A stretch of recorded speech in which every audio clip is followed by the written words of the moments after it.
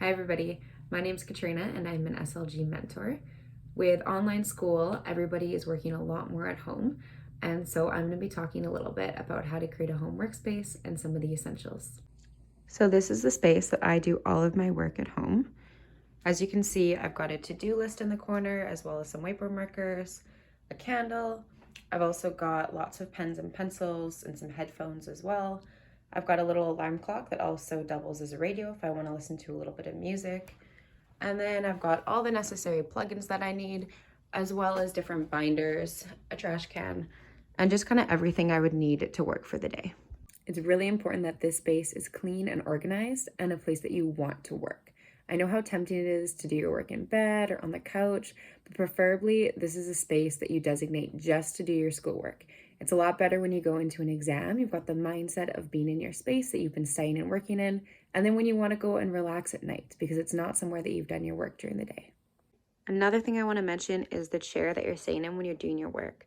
Often as students, we're sitting for 7 to 8 hours a day, so we need to be in a chair that is good for our bodies.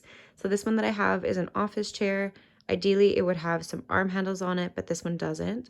But it's adjusted for my body. I can sit with it with my feet flat, and I can rest my arms comfortably on the table as well when I'm doing my work.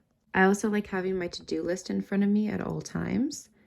This way I can keep track of everything that I need to do throughout the week, and it's also really satisfying when I get to cross things off the list. Another thing that I cannot stress enough is putting your phone away while you're working. I usually keep mine in an area behind me and I make sure it's on Do Not Disturb, or I just have it in another room so I just have no reason to go and get it. Another thing that's really important in your workspace is the lighting. It's nice to have a mix of natural lighting and then some artificial lighting as well when it gets dark. So as you can see in my space, I have a window that looks out at my neighborhood, and then I also have a lamp that I can turn on when it gets dark outside. Lastly, here are some of my workspace essentials. First, I always like to have scrap paper on hand. There's random things that I think of during lectures or just while I'm taking notes that I like to note down. I also have colored pens. I like to do lots of diagrams. These are really good for science courses, especially when you need to draw out different anatomy and physiology processes. And highlighters as well, of course, especially when I'm writing notes. And then also just some post-it notes. It's tough when we're reading the textbook all the time, but it's easier if you can mark off different chapters that you need to know, or different really good diagrams or tables that you need. Although this is not technically about your workspace, I just want to mention the importance of taking really good breaks and moving around lots.